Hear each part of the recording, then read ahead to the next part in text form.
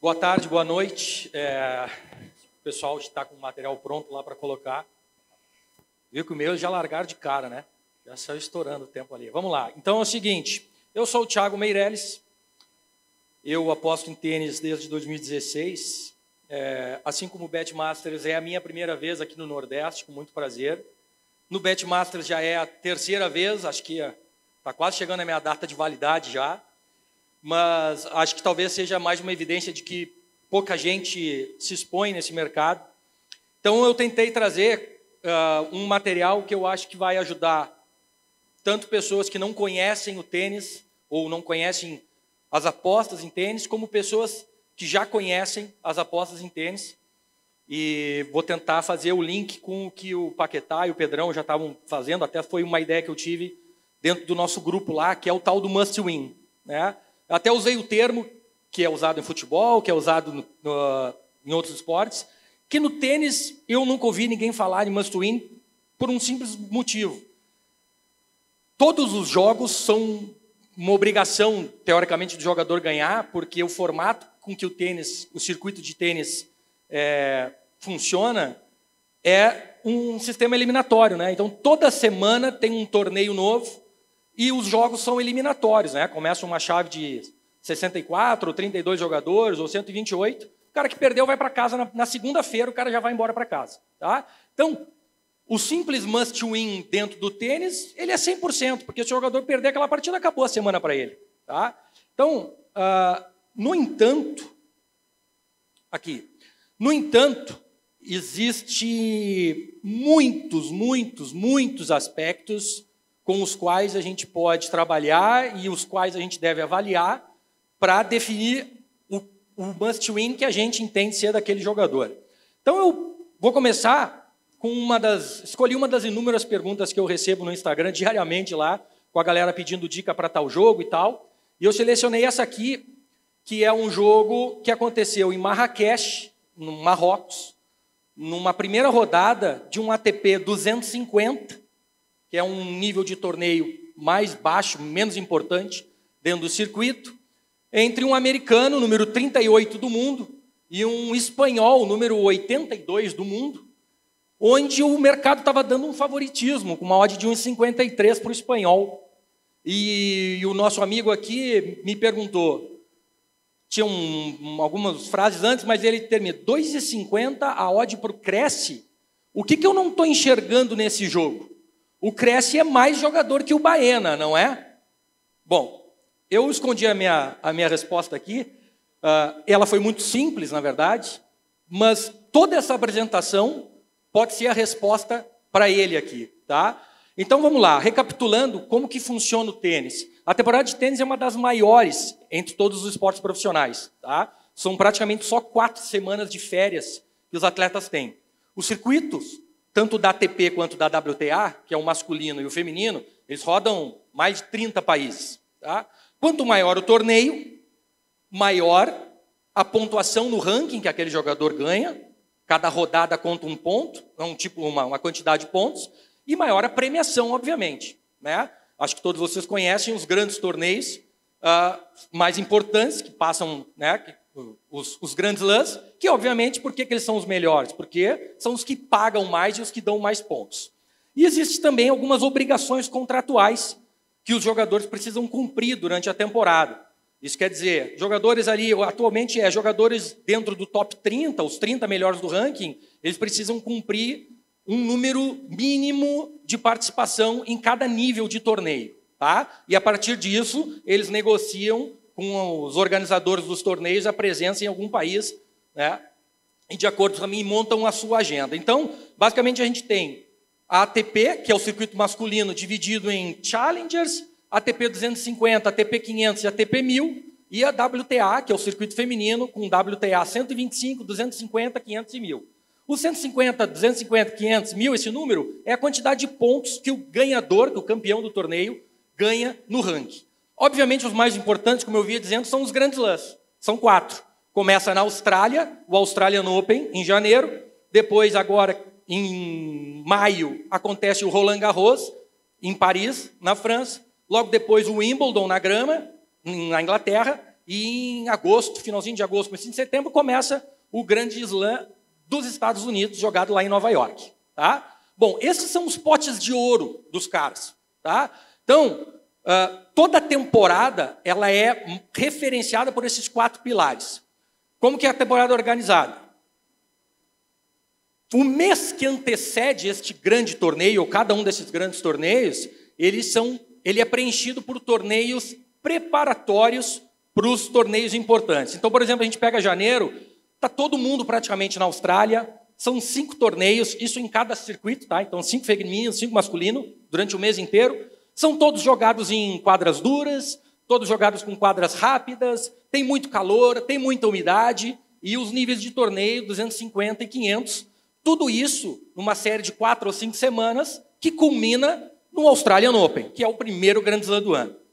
A mesma coisa acontece em Roland Garros, ali em abril, maio. Então, é tudo na Europa, são aí 11 torneios, esse ano tinha, quadras de saibro, com algumas velocidades diferentes, uma saibro mais pesada, outra um saibro mais rápido, e assim por diante. Jogos jogados de dia e de noite, com frio ou com calor, vento e chuva, e, de novo, 250, 500 e 1.000, até que se chegue nas 2 semanas gloriosas de Roland Garros. Tá? Depois a gente vai para junho, mesma coisa acontece na grama. É tudo na Europa, 6 torneios, quadra de grama, velocidade, calor, né? Alguns níveis de torneios, para que se chegue até o Wimbledon. Então, tudo jogado na grama, tudo preparando para que os jogadores, todo mundo chegue na melhor condição possível para o Grand Slam. E, de novo, isso se repete em julho e agosto. Sempre, percebam que é sempre uma escalada até o ápice, né? Daquele momento da temporada. Existem também os interins ali. Então, quando acaba o Australian Open, o Grand Slam, o primeiro do ano, vem em fevereiro. E aí o Tour, o circuito, geralmente ele se espalha. Então, acontecem 2 torneios por semana, mais ou menos, quadras de todo tipo. Os caras jogam no ginásio na Europa, os caras jogam aqui na América do Sul, quando acontece o torneio no Rio ali, que é o Rio Open. Alguns jogam no Oriente Médio, com diversas condições, com altitude, jogo na beira da praia, com ambiente seco, com muita umidade e vários tipos de nível de torneio também. A mesma coisa acontece em março, antes de começar a gira de Roland Garros. A mesma coisa acontece em setembro e outubro, que já é a parte final da temporada, e depois novembro, que daí é o último mês da temporada. Sempre tudo conversando entre si, mas com uma escalada na importância dos jogos. Tá? E aí, bom, cada um desses 50 torneios tem um conjunto de características particulares. Cada um. Vocês viram ali que eu falei, torneio jogado em altitude, torneio jogado na beira da praia, torneio jogado de noite, torneio jogado de dia, dentro de ginásio, com frio, com calor. Então, cada lugar que os caras vão é literalmente um lugar diferente no mundo. Eu tenho certeza que muita gente aqui já teve a oportunidade de visitar vários lugares. E certamente o seu gosto e a sua experiência foi diferente em cada lugar. Certo? A gente não pode esquecer que os tenistas são pessoas, são indivíduos, e é um esporte essencialmente individual. Então, quando a gente tem um must-win na NBA do cara lá, porque o LeBron James está invocado com o cara que provocou ele, beleza. Ele até pode ganhar um jogo sozinho, porque ele é o LeBron James, mas o jogo essencialmente é jogado por, no mínimo, mais 4 companheiros dele. E se os 4 companheiros dele estiverem num nível muito ruim, ele pode fazer 50 pontos, mas talvez o time dele perca. Aqui no tênis, não. Se o cara não tiver afim, não tem ninguém para ajudar ele. É só ele. Ele e a raquete dele. Tá? E ele pode não estar afim por vários motivos, que é o que eu estou tentando ver se eu chego na conclusão para vocês. Esse conjunto, como eu falei, agrada cada jogador. Por quê? Cada lugar que o cara vai, o cara tem um tipo de quadra, aquela quadra tem uma velocidade específica, os caras jogam com um tipo de bola, tem vários fabricantes de bola, uma bola mais pesada, uma bola mais leve, uma bola mais assim, assado. O clima, então os caras, como eu falei, jogam na altitude, jogam com frio, jogam com calor, jogam no ginásio fechado. A estrutura que o cara tem na cidade, né? Agora a gente teve um monte de notícias falando justamente sobre aquele torneio lá no Marrocos, que a estrutura do torneio era muito precária mesmo. Então, será que é todo mundo que chega lá e fica feliz em chegar num clube onde não tem nem um restaurante decente, os caras ficam num hotel que é, sei lá, uma condição muito abaixo do que esses caras geralmente estão acostumados. Comida.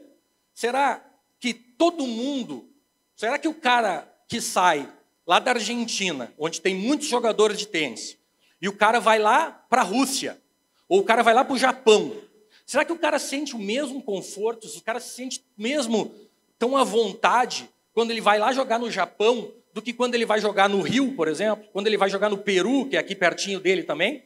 E será que o cara que é lá da Noruega, quando ele vem jogar aqui na América do Sul, 35 graus, uma umidade, aquele troço, será que o cara se sente confortável? Será que o cara gosta da comida que a gente come aqui? Será que o tratamento que ele recebe agrada a ele?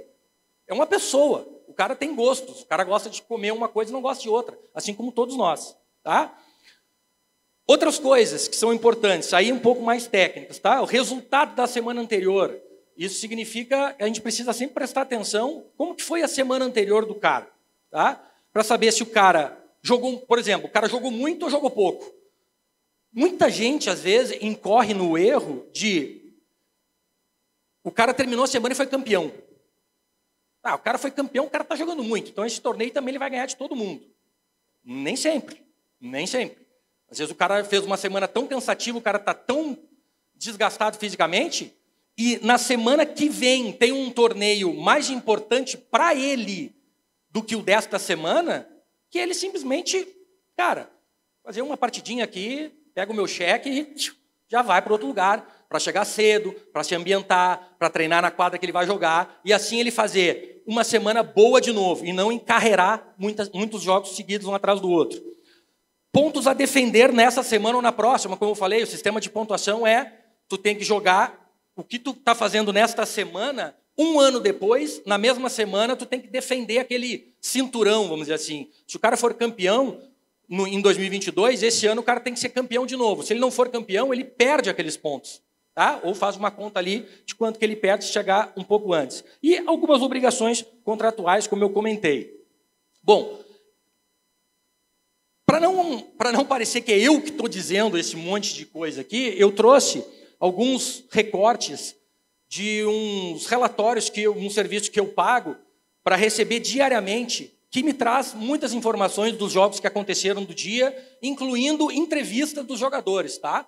Então eu trouxe alguns, que até ficou meio pequenininho aqui, mas eu traduzi a parte de baixo que eu vou ajudar. Então assim, um jogador falando de condições de torneio, bola, lesão e obrigação contratual. Tsitsipas, que é um grego, né, que é número 2 ou 3 do mundo hoje em dia, e ele falou assim, Tsitsipas disse que as bolas Dunlop estão tendo impacto no corpo dos jogadores. E ele dizendo, eu acho que a minha lesão, que é uma lesão no ombro que ele teve, aconteceu por causa disso. Eu joguei Indian Wells, que é um ATP 1000, que é um torneio super importante, somente porque o contrato da ATP nos obriga a jogar esses torneios. E olha o que aconteceu. Perdeu na primeira rodada por uma zebra que pagava 5,50. Extratos de caras falando sobre noite e calor, condições ainda, falando de noite e calor. O Foquina, que é um espanhol, falando o seguinte, Foquina sobre as dificuldades de condições contra o Van Asch, que é um jogador francês, na noite anterior. Além de ser a minha primeira partida no Saibro, eu tive que me acostumar às condições noturnas. Eu treinei apenas nas manhãs, e à noite as condições não são as mesmas. Um outro jogador falando, o Ruud, falando sobre Acapulco. O Ruud é um jogador norueguês, falando sobre as condições que ele encontrou em Acapulco, no México. O clima é ótimo, está sempre meio quente e por isso jogamos à noite. Temos o mar bem pertinho, boa comida e os fãs. Então é um cara que estava teoricamente feliz. O cara falando de frio e chuva, o Zverev, um alemão. Me sinto muito confortável aqui em Munique. Ele é alemão. Apesar de estar super frio e não ser bom para mim. Eu espero que o tempo melhore, porque as 2 vezes que eu ganhei aqui, as temperaturas estavam mais quentes. Só foi essa semana, tá? 16 de abril. Ele perdeu na segunda rodada. Zebra também, enquanto o cara que pagava 4 e pouco. Fritz, um jogador americano, sobre Monte Carlo, com o ATP 1000 que aconteceu semana passada. Acho que as condições não estavam as ideais para mim. Voltar depois da chuva e sacar com bolas úmidas, bem diferentes de antes da parada, estava super frio. As pessoas não imaginam o quanto isso faz diferença. Eu senti que a bola não saía da minha raquete, comparada com ontem. Então, tinha que jogar pontos muito mais longos, que não é o que ele gosta. Sobre pontos a defender, uma jogadora falando sobre quando ela estava jogando lá na China. Eu tenho alguns pontos para defender. Eu joguei semifinais aqui ano passado. Estou ansiosa pela semana e defender os pontos e tentar fazer ainda mais. Cecchinato, jogador italiano, depois de uma dura derrota, finalmente não tenho mais pontos para defender. É difícil falar sobre o jogo de hoje, eu estou triste e tal. Então o cara claramente mostrando que estava tirando um peso dos ombros. Sobre comida. Para muitos de nós que vamos para a Índia, temos que ter muito cuidado com o que comemos. Eu tentei jogar o jogo, mas eu não tinha energia. Então eu fiquei sabendo que muitos jogadores estavam passando mal. Mínimo de 7 ou 8. Não tínhamos opções de restaurante, nem de delivery. Outro jogador, Shevchenko volta a jogar em Tenerife. Aí só uma manchete. Shevchenko volta a jogar na semana em Tenerife, depois de ter de abandonar semana passada devido à intoxicação alimentar. O cara é um russo, estava na Espanha. Bom, o que aconteceu naquele jogo que o cara me perguntou lá? Deu o favorito pelo mercado, o espanhol, e a minha resposta para o nosso amigo foi: no Saibro me parece correto o preço. Não sabia se o espanhol ia ganhar ou não, não tem bola de cristal, mas um espanhol nascido, crescido e que é especialista, como geralmente os espanhóis são jogando numa quadra de saibro, contra um americano alto, que tem um estilo de jogo de saque e voleio, me parece correto. O ranking não importa. Nunca importou e nunca vai importar. Esqueçam ranking para apostar em tênis. Recado final. Antes de apostar, lembre que este jogo que você vai analisar e vai apostar, ele começou a ser jogado 365 dias atrás. Acho que é isso. Obrigado. De bola. É isso.